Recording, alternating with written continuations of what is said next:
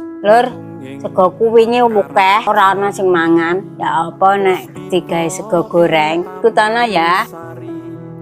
Manlung manungsung wengi kalawan wulanen dadari ngambar rum sasmito sang kumbang wewayan rangsang pucuk sarining kembang